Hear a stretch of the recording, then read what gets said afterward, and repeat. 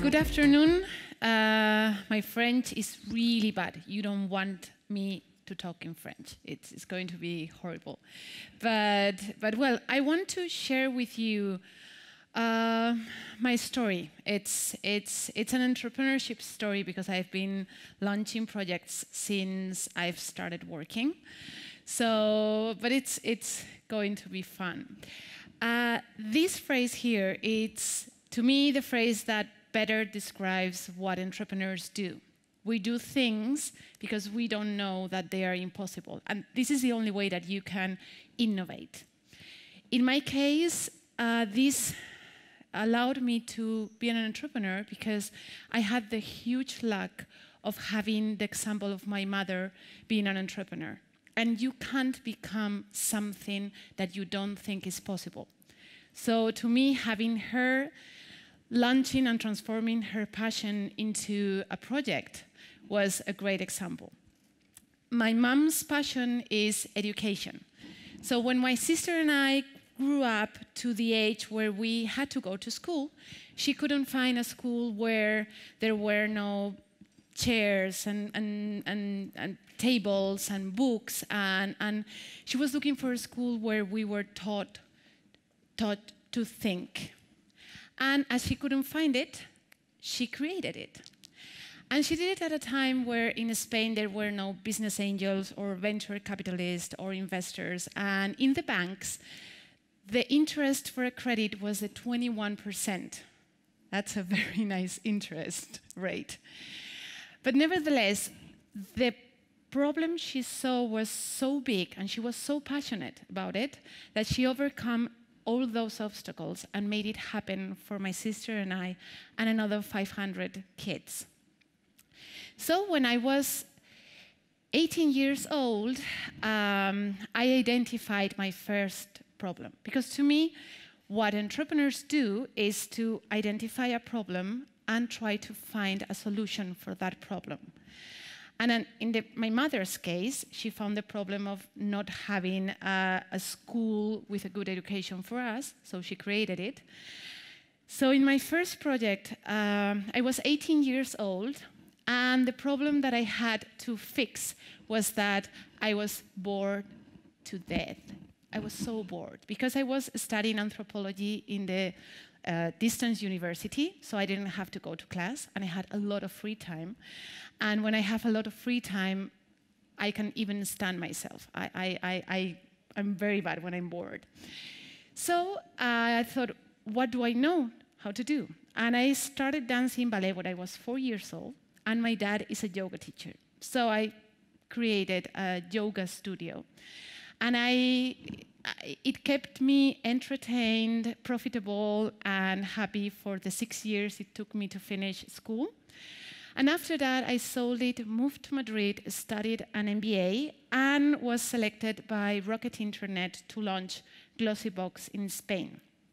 Anyone here know those subscription? They were like very trendy like 5 years ago, all those cosmetic subscription boxes. Anyone? The French counterpart was Jolie Box. It was like a box where you received every month samples of cosmetic products. So I launched it, and I realized that the subscription model was really good because what we did was to sell to our customers the products that the brands were giving us for free in a sampling action.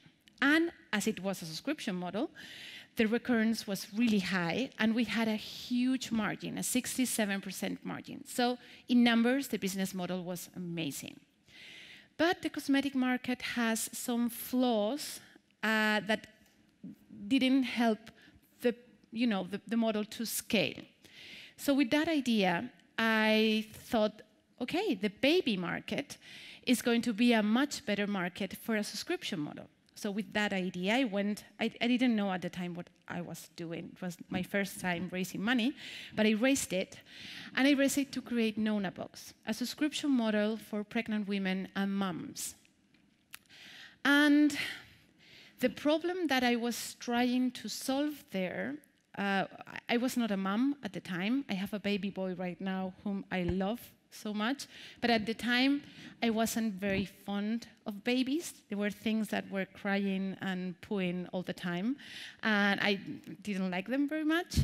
But you know, the business model was right, and the problem that I was solving there, and the one that I solved at Glossybox, was that my need to learn. And when you launch a startup, and when it's international, you get the chance to learn a lot, really fast, about a lot of things. So it's a lot of fun, to be honest.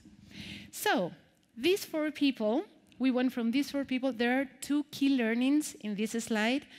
The blonde woman on my left, on my left, was my best friend. And the other guy was my ex-husband. So there's 2 big learnings there. Don't launch a project with your best friends or with your husband, wife, whatever.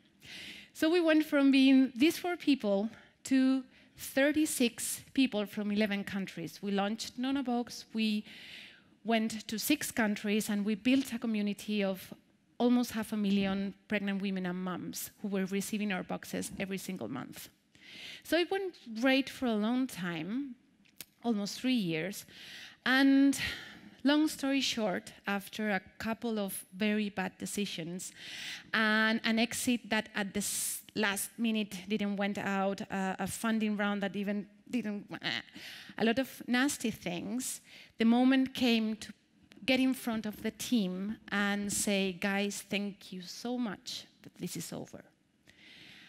And this was probably one of the most difficult moments in my life, because those people, they have left everything on their countries, and they have come to Madrid to work on my dream. But at the same time, it was really liberating, because the 8 months before that moment were a crazy succession of calls that never came, deals that never got closed. So closing NOTOX was like, okay, we did it, that's it.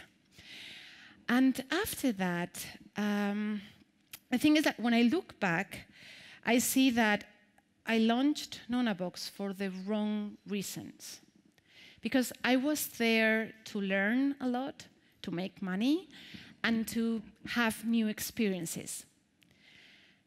But I wasn't there to solve a problem for the pregnant women and the moms.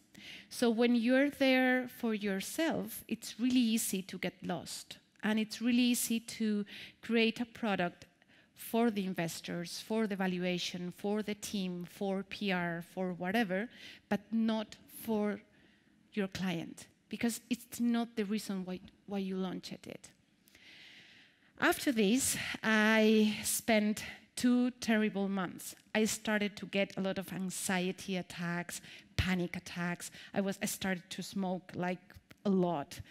And I went to Google and I auto-diagnosed myself and realized, I said, okay, I have post-traumatic syndrome. I've experienced something like really tough, and I'm stressed for it. But as the months went by, I realized that what I had was not post-traumatic syndrome. I had withdrawal syndrome. You see, when you're managing a startup, you save the world 2 or 3 times every week, more or less. Because everything is going to crash, and then you come up with the idea, and you make it happen, and you stay alive.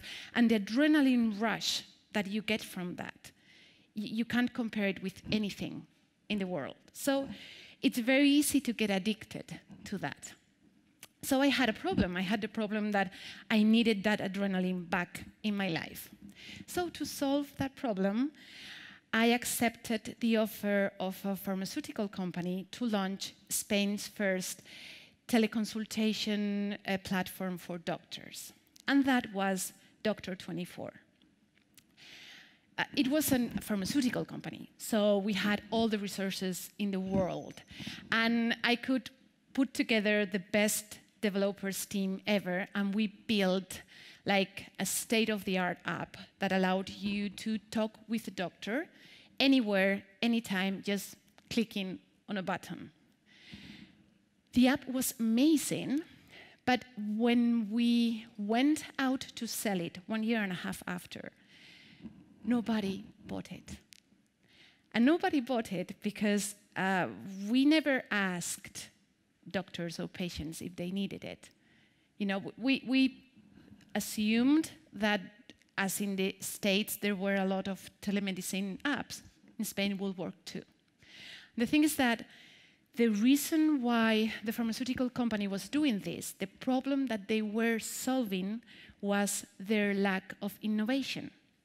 And the problem that I was solving was my lack of adrenaline. But no one was there for the patients and for the doctors. So it was very easy to fall. You know, when you start to build something and you get crazy about the code and the features that your app has, and you forget the customers, that's really easy when you're not focused on them. But during that time, in those 3 years, I got the chance to speak with a lot of doctors, with a lot of hospitals, with a lot of insurance companies, with a lot of patients. And I got a chance to really understand the market, the healthcare market. And I had a conversation with a doctor that changed everything forever. He told me, Izanami, the problem that we have is that we don't have the tools to cure our patients. And it was like, what do you need? More money, more machines, more drugs, more what? And he was like, no. The 80% of the illnesses that we treat are caused by habits. For example, eating what we eat is the first cause of illness and death in the world. And we, the doctors, we don't study nutrition at school.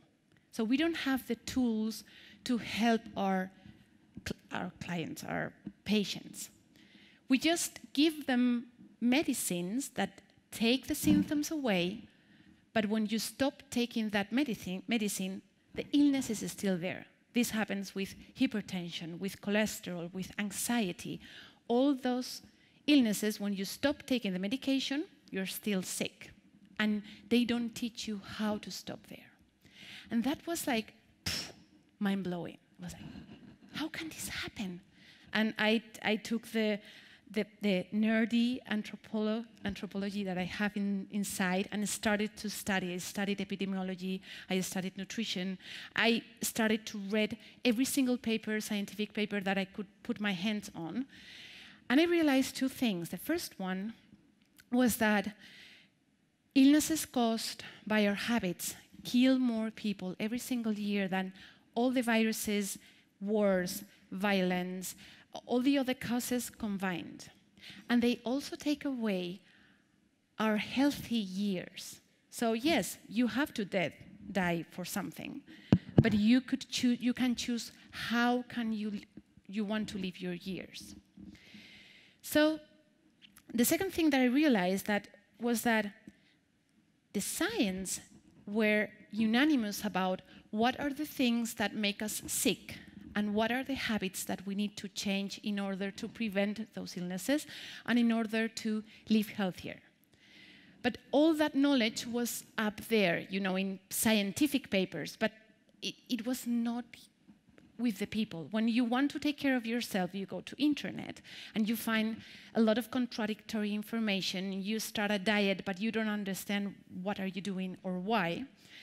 So I said, okay, I had a Joan of Arc moment. I left everything. And even having a baby, I went crazy. And I decided to empower people and to give them the tools and the knowledge to reset their habits. I started very small because I had the experience at NONABOX of raising too much money too early and at Dr. 24 of building something that nobody wanted. And I started testing the hypothesis of, because I don't think that people had suicidal instinct. We do what we do because we think that this is a black box and we don't understand what happens to our body with what we eat and what we think.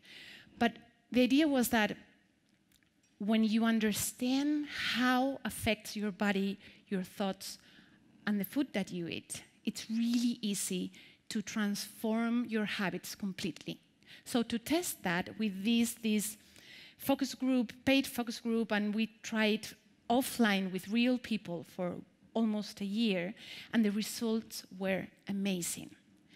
So amazing that we came up with a concept of NOTOX, living NOTOX with no toxic thought, no toxic food, and no toxic movement. And it went viral. It really took off, and it really worked very well on PR and on media. So with that, we launched an MVP 3 months ago. And the MVP is like an online school where you can go and learn all these things. Because the thing is that when we are not meant, we are meant to be happy, and we're meant to be healthy, and we're meant to be vital. Life is not a race against health. We suppose that, okay, if I don't do nothing, I'll get fat, and I'll get more tired, and I'll get cholesterol and hypertension. But the thing is that it's not like that. It's all the opposite. The problem is the counterproductive habits that you have because they're based on marketing. So when you take those away, it's like gravity. The closer you are to your health, the easier it gets. So we did this, and the impact of this MVP was amazing. One of our students is the CEO of a Latin American company who serves thousands of meals every single day. And when he read on the program about the effects of palm oil, which are demonstrated scientifically, with cancer and cardiovascular disease, he automatically ordered to stop all the purchases of products with palm oil in the whole Latin America. That means that in a year, thousands of people will reduce their risk of going to a hospital with a cancer or a cardiovascular disease, and also a couple of thousands of hectares of the tropical forest and orangutan saved. And that's the thing. This is the only project that I have launched doing the things right from the start. I've identified a huge problem, a really big one, that a lot of people have, and which I'm passionate about solving. And when I started from there, as the problem is really big, and I'm not doing it for myself, I'm doing it because it's the problem of a lot of people, things have come easily, and the impact is going viral and it's growing a lot. So, to end, I would say, like, if you're launching a project, if you're doing something, my advice would be to try and find a problem that a lot of people have, a lot of people. And then, only then, focus on how to solve it.